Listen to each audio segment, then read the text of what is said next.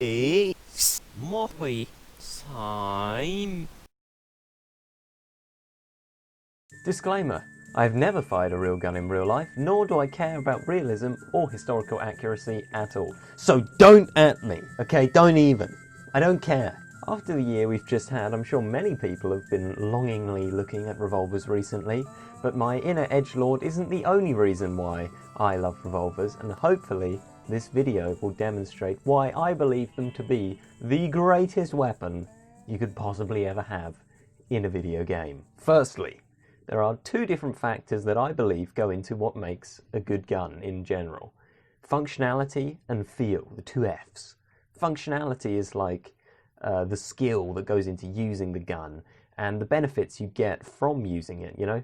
It needs to actually be effective, it needs to get kills or whatever. One perfect example of functionality is the gravity gun in Half-Life 2, you know? You gotta like think on your feet, like, oh, what props could be potentially propelled into perforating a perpetrator's person? What props can I pick up and launch? You know, what's gonna actually do enough damage? It also requires mechanical skill through adjusting aiming to address the arc of your accelerating armament. You know, it's not a bullet that you're shooting, it's like, I don't know, a radiator that you just ripped off the wall, and as such, it's not going to act exactly like a bullet, you know?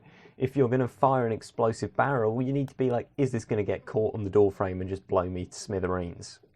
I don't know, but you got to think about it. As for feel, I honestly couldn't come up with like a perfect example outside of revolvers, but that's because this is like a subjective thing. You know, the perfect feeling weapon is going to be different for everyone. If you love Star Wars, you love all the Star Wars films, you've always wanted to be a clone trooper in Star Wars, then maybe the gun with the perfect feel is like the blaster rifle from Star Wars Battlefront or something, because feel is based on like your memories of a weapon, maybe like from using it in other games, or like similar guns in other games, or like seeing them in your favourite film, with the example of Star Wars, you know. But the other aspect of feel is the dose of dopamine digested.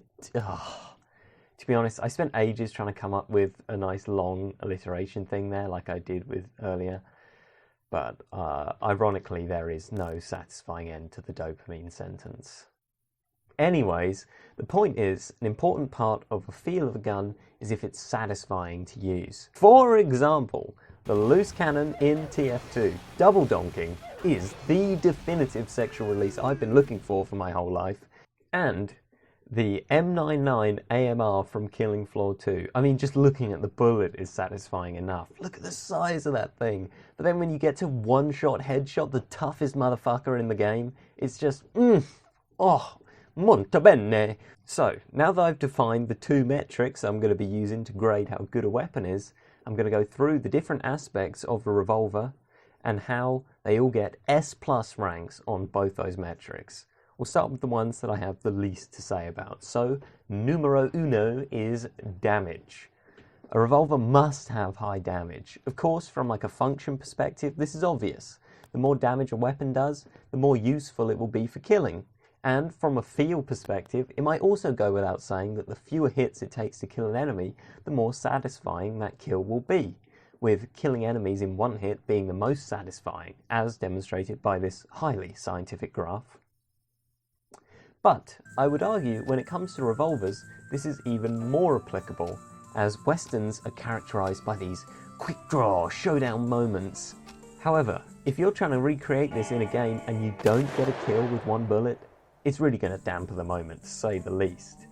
The next statistic we'll be diving into is accuracy. Once again, I believe almost all weapons will feel and function better if they have higher accuracy. The only exceptions would be like a shotgun or a weapon that is comically inaccurate, but that would have to be a topic for another video. There's nothing less satisfying than having your crosshair perfectly on an enemy, firing a shot only to have it miss because of RNG bullet spread bullshit. That's why accuracy will always feel better, in my opinion. Now, onto ammo capacity. A revolver can have 5, 6, or even 8 shots in its... you know, I don't even know what that thing's called. Let me just Google it. In its cylinder. And although I would say any of these sizes are acceptable, I would say the classique and the best size has to be 6, right? Normally the amount of bullets a gun holds is pretty unremarkable. At the end of the day, I don't care if my Glock has 10 or 66. Is it really 66 bullets you can have? 66. Really?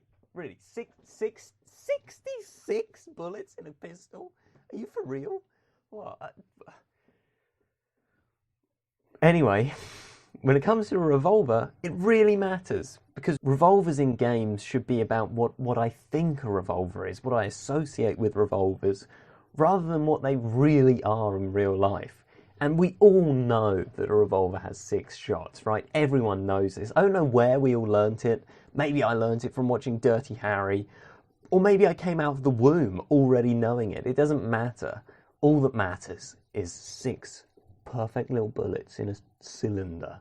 This is the heart of the feel factor. But there's more to it than just fitting my romanticised vision of a revolver. If all revolvers have 6 shots, then you know at all times how many bullets you have left. If I'm shooting at some guy and I miss 5 shots in a row, I know that I only have 1 bullet left in order to kill him, and he knows that he only has to dodge 1 more in order to kill me. And so a tense moment has been created. Every shot I fire, I'm instinctively counting down in my head how many I have left, and weighing it up against what I need left to get done. Revolvers are like the only guns that give you this feeling of like, oh shit! I've completely forgotten if I fired 5 shots or 6. So the question I guess I really got to be asking myself is, are you feeling lucky? Well, are you, punk? I don't know. Now I know you could just look at your ammo counter on your HUD, but all that I've described here is like 1 femtosecond. And it's often completely subconscious as well, which is what gives it all the more feel power. Having only a handful of bullets ties into the function factor as well with this like risk-reward gameplay. You have no wriggle room when it comes to hitting or missing, which means every shot is valuable and every hit that connects is satisfying. And this also ties back to the damage idea.